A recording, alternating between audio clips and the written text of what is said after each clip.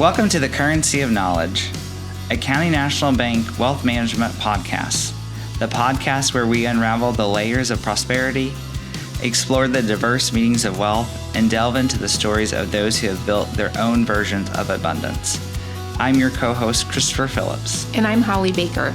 Join us on this insightful journey as we redefine wealth beyond the balance sheets and uncover the true riches that life has to offer. Let's explore the essence of wealth in all its forms. Christopher, it's exciting to sit down today with Ryan Tarrant, the president of the Jackson Chamber. His insight and the things that are going on with Jackson are incredible. Well, one of the things that out of the conversation is how his previous experience as a congressional aide, particularly helps him serve in his role, and how our past experiences really leads us to be able to accomplish what we're doing today. And certainly in this case, it's really evident that work that he did years ago was paying off for the Jackson area. Right. Being able to bring people of different mindsets, different experiences together for a common goal. Mm-hmm. And to cast that vision, that's something that I really love to do. And so it's really exciting to hear about the vision that they're working towards, and hope to learn more about that as that gets closer to the final draft. Yeah. And then his, as he talks about what is wealth to him, still kind of the common theme that we've been hearing, but it's great. And then to bring the personal aspect into it with his mother, just kind of helps you understand why maybe it's not all about tomorrow. Yeah.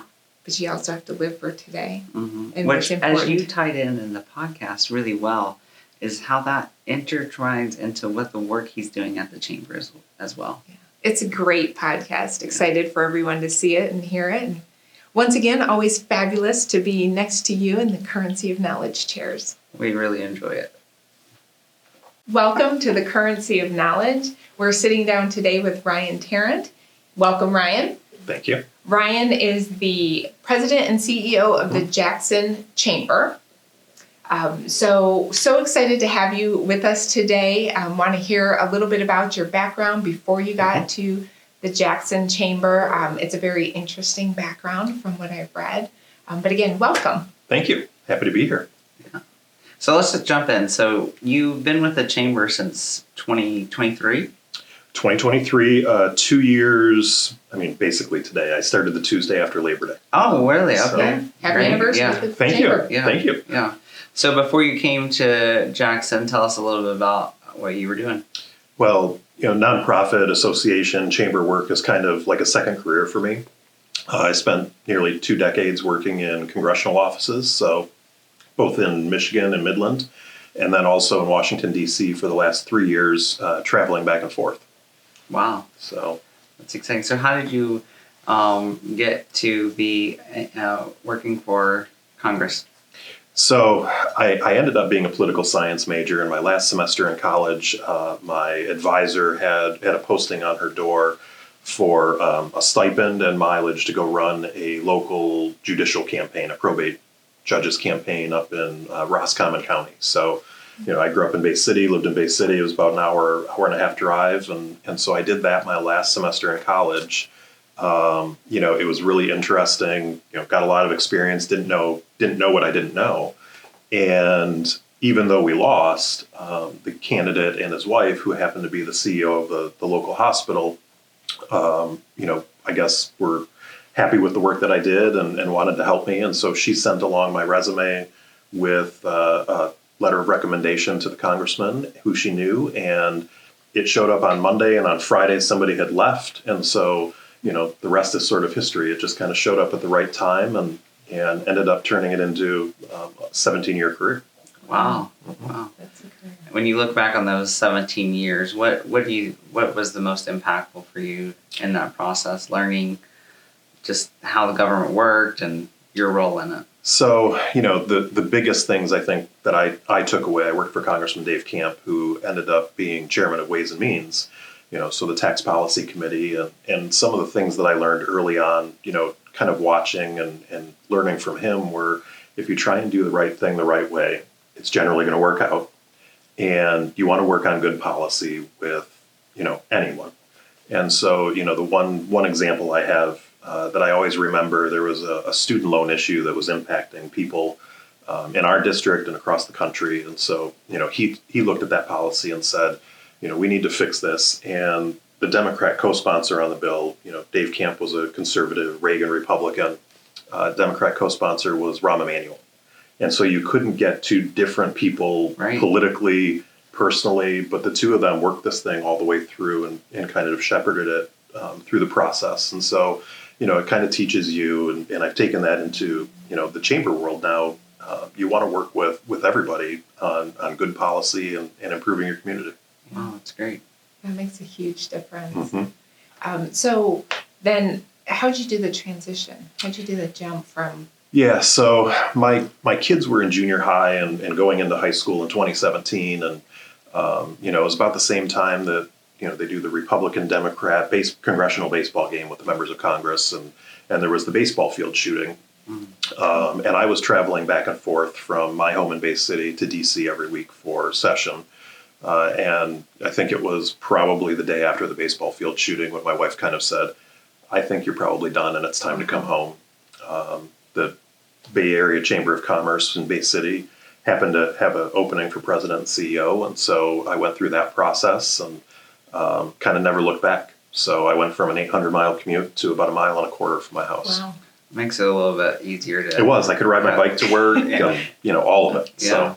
Well, your experience that you had in Washington and with the congressman had to really put you in a much different position in terms of knowledge and experience and how you have those conversations with people that may not see eye to eye on a subject matter. So that puts you a little bit in a competitive advantage against your peers, or we're able to help your peers in that role, I would imagine. Yeah, we like to say that we try to sort of swing above our weight class, right? With the advocacy work that we're able to do. I mean, you look at downtown Jackson and the Hayes Hotel. It's been vacant for 21 years now since consumers moved out. It was their old annex.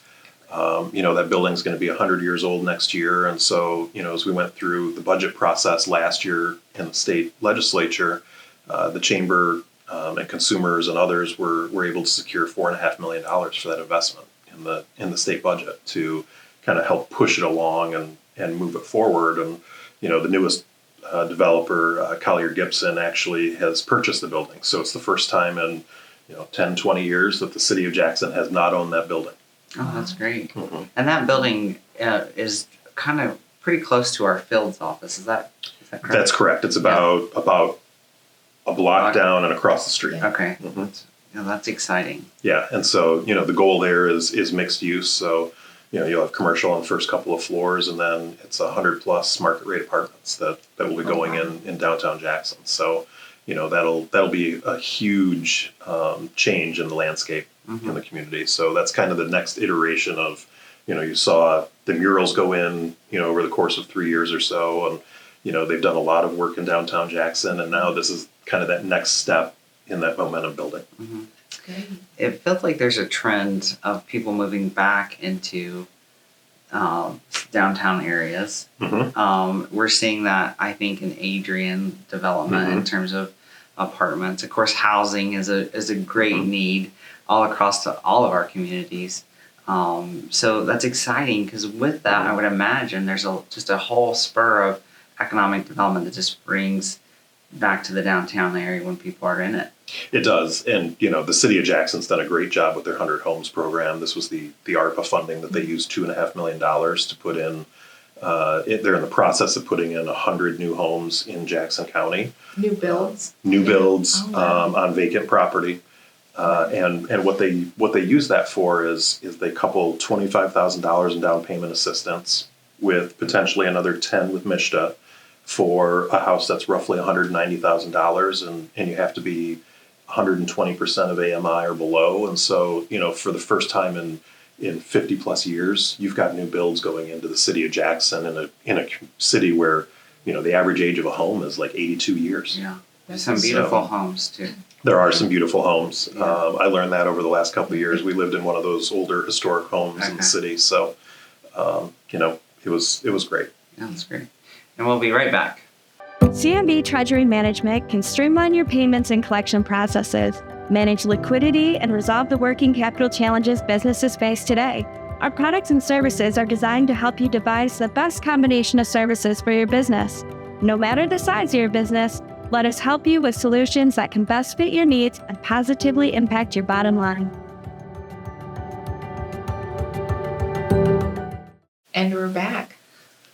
Well, so just let's move into a little bit about the work that you're currently doing at the Chamber. So what initiatives are you currently working on, and where are you at in those projects? So we've got two big ones, that both kind of came to a head over the summer. One of them is a workforce development collaborative.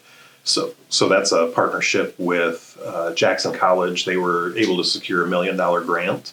As a part of that, the Chamber is leading a workforce development collaborative with business, industry leaders, and nonprofits in the workforce development space to, just kind of make sure that we're aligning all of those programs that are out there. We keep hearing how people can't find the quality and quantity of talent that they need. And so we've got all of these different organizations that are all doing great work, but in some cases there's gaps. In some cases there's probably redundancies in what they're doing. And so how do we best align those practices, and really get more people enrolled into Jackson College that can go get a certificate that can be put on a pathway to a degree, so that we can raise our educational attainment in Jackson County. And then the other one is Drive Jackson. And so Drive Jackson is a 20-year vision plan for Jackson County. It's a public-private partnership. So, the Village of Brooklyn, the City of Jackson, Jackson County, consumers, and others have all been involved in funding this project with Planning Next out of Columbus, Ohio. I know boo for Columbus, but they do fantastic work in the planning space. They actually just finished the City of Grand Rapids comprehensive plan. And so, what we're trying to do is really take a look at how do you get to a point where it doesn't matter who's in leadership roles, whether it's city, county, the hospital, any of our major employers, as well as the Chamber, Accelerate Jackson, and others, to make sure that we're always moving in the same direction and building on the momentum that we have.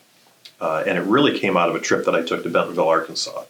I run Experience Jackson as well, our destination marketing organization in Jackson County. And so we took a trip down to look at what they've done in the cycling space, because it's become this mecca of cycling. And it really sort of took hold over about 20 years where, they've got 600 plus miles now of single track mountain biking trails. And, and I think it's really easy to say, oh, well, they have the Walton family and the Walton Family Foundation, right? But it was that 20 years of consistency. You look at Grand Rapids the same way. In 1973, when Gerald Ford became president, he wanted to do a parade downtown. And the Secret Service nixed it because the buildings were too vacant and they couldn't keep them safe. And what that caused was those community leaders to come together and purchase the old Pantline Hotel and turn it into the Amway. Then you have the JW Marriott, then you have the Civic Arena, and it just kind of keeps going, right? Medical Mile, now they've got the new amphitheater. And it's really that focus and vision over 50 years to become what Grand Rapids had become. You look around the country and it's similar everywhere. I mean, and so you can say, well, they have a DeWass family, they have a Walton family that help fund those things. But when you have that consistent vision and you align your community behind it, it becomes a whole lot easier to start to build on what those amenities and quality of life pieces are that you have in your community. Yeah. Is that vision available for people to take a look at? So we're actually sort of in the middle of the process. Okay. Over the summer, June and July, we went out to the community and we received over 1,000 engagements. So we met our goal. And now we're going back. We've got a key leadership group of 24 individuals, includes the mayor of Jackson, the county commission chairman. It's being led by Chris Simpson. So he's the former undersheriff in Jackson County, now the city police chief, and Carolyn Bloodworth, who many people know, who spent 30 plus years running the Consumers Foundation. Yeah. And so they're taking all of that feedback, kind of starting to take a look at what did the community say? What do people love about Jackson? Where do they want to see it go in the next 10 and 20 years? To start to put that plan together. But, we also want to go back out in October to talk to people and say, okay, this is what we heard in that first round. What's still missing? Because sometimes it's really easy. I think a lot of us would say probably the same 4 or 5 things, right? About the community. And so for us to be able to go back and say, okay, well, we talked a little bit about housing. Is housing in there? Is education in there? Because we all know that those are important keys to the growth of a community. Yeah. And this whole thing kind of came up when you look at the population data. Sure. Because the city of Jackson's lost about 40% of its population over the last 60 years, like a lot of, sort of industrial communities. I mean, I grew up in Bay City. Bay City's in the same boat. They've lost 40% during that same time frame. But what really kind of drilled it home was the county itself has started to stagnate and shrink a little bit. And so, what do we want to be in 10 or 20 years? And is it a shrinking community, or is it to be kind of that next Michigan success story? Yeah. So as you're going through this process, which is a great process, what do you see as the greatest opportunity for Jackson moving forward? So we did a lot of research before we brought Planning Next on, before we put this together. And we really saw kind of 5 KPIs for growth, and it's having, quality, affordable housing. And so you can look at Jackson County's housing values, and they're significantly below what the national median is. But when you're that far below, sometimes it's a matter of the quality of your stock too. And so that's where the city's 100 Homes program comes in, and other areas. I know Accelerate Jackson's working right now on a housing coalition that we've been supportive of and are a partner in. You have K-12 education. To be able to attract talent and families, you need to have quality K-12 schools that are high performing. People need to feel like they're safe. So that perception, at least of public safety, needs to be there. The quality and quantity of workforce, and then the quality of life. Yeah. I mean, you look around the Irish Hills, you look around at the lakes and the trails that are in Jackson, and it's second to none for the quality of life and especially the affordability. So, we think that there's something there, and I think it's really about solidifying what that looks like. Well, I think it's really exciting to cast that vision and then to champion it and to have the community rally around it and know that they're driving towards something. And the examples that you provided are inspiring for sure. Yeah, and we really were clear about this through the process that, this is not a chamber plan. This has to be a community plan because, we could put the same 20 people in a room that people would have expected to put a plan out, but if the community is not behind it, then it stagnates and goes away in 2 years or 5 years with new leadership. And so, we thought it was really important to bring a diverse group together. It all sort of tracks with the census data. So whether it's education or race and ethnicity, age, even our key leadership group, you've got retired CEOs, you've got high schoolers, you've got a server at a restaurant, and it just kind of runs the gamut. So you're getting these really different opinions of things. It's, I love the fact that you mentioned high schoolers, so that you're bringing in really the next generation, the younger generation, because to get their buy-in, obviously to get their buy-in and to have them stay is huge, because usually they leave communities and don't come back. So. Yeah, and I'm too old to know what they want, so we need to just ask them directly, right? Yeah. And we'll be right back.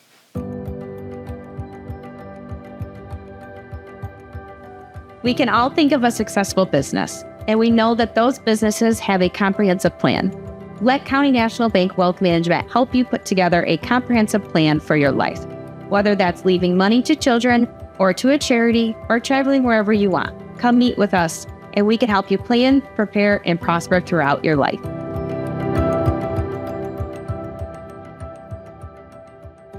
We're back. So we are at our third piece of this segment. And so now the question is, what is wealth? So I think I might have a little bit different perspective on wealth. That's sort of crystallized over the last few years. I think a lot of people think of wealth as what do those numbers look like in my retirement account, in my savings account? What sort of toys can I have? That sort of thing. For me, my mom got sick a couple of years ago, and right after she, similar story to a lot of people, right after she retired, got sick, passed away. And so for me, being kind of in my mid 40s, looking at wealth is sort of more, what sort of experiences can you have? What are those types of things that you can do versus pushing them off to retirement? Which is maybe not what the two of you want to hear so no, much. it is but, actually. Yeah. But being able to travel, being able to go hike Shenandoah, which my wife and I did last summer. Wow. We spent a week down there, and it was horrible hot. It was that southern humidity and 102 degrees, and so we were out hiking at 5:30 in the morning some mornings to kind of beat the heat. Sure. But those are the types of things I think of when I think of wealth. Are those experiences that you can have without waiting, while still sort of planning for that future, because you don't want those experiences or that lifestyle to go away when you do in fact retire. Right. Well, it's a balance, Mm-hmm. and when you're with the right advisor or the right institution, then you're doing more goals based. So what do you want now, and what do you want in the future? Mm-hmm. Kind of like you're doing at the chamber today and tomorrow. Yeah. So the experiences are important. You're right. It's just not the bottom line. So. Yeah. It's got to be a balance, and we really appreciate that because, again, at the bank, we tell our clients that we want to help them plan, prepare, and prosper. And that prosper is that balance piece, so that we're not putting everything in delayed gratification. There is a portion of that, of course, but we want people to experience life every day, because as you know, and as your experiences is that we're not guaranteed tomorrow. Right. And I think a lot of us starting out, we start our careers and we start working, and vacations kind of go by the wayside, and some of those experiences, because you get so focused on the work that you're doing, building your career, building that wealth, that I certainly did it. Those 17 years I was in Congress. I mean, my wife and kids hated their vacations usually because it was generally going somewhere with me when I was working, and they get to play at the hotel pool. So maybe the kids are okay with it. Yeah. But yeah, so now I do things like Shenandoah with my wife. That's fantastic. Amazing. Yeah. Well, thank you so much for joining us on the podcast. It has been a complete pleasure sitting down and talking with you and learning about your work history and the great work that you're doing in Jackson. So thank you. And we'd love to have you back when the plan is finalized so we can talk about it more. Absolutely. First quarter of 2026. All right. So, All right. Well, thank you very much. thank you. Awesome. That's a great. Wow. Securities and insurance products are not FDIC insured, not being guaranteed, subject to investment risk, may lose value.